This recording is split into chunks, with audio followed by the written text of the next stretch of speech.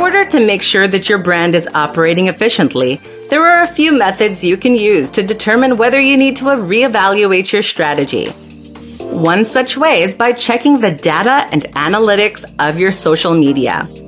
It can be tedious to do, especially when you're just starting out, but it is essential to be able to check the effectiveness of your personal branding. This presentation will inform you about the top 3 things you should be checking to make sure that your personal branding is reaching your target audience. 1. What comes up when you search for yourself?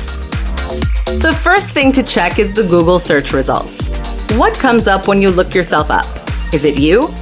Look up any business names you have, as well as your own name. It is also worth searching for relevant keywords. First, do you even show up? If not, or if you're low in the results, it means you need to work on your SEO. More on this later.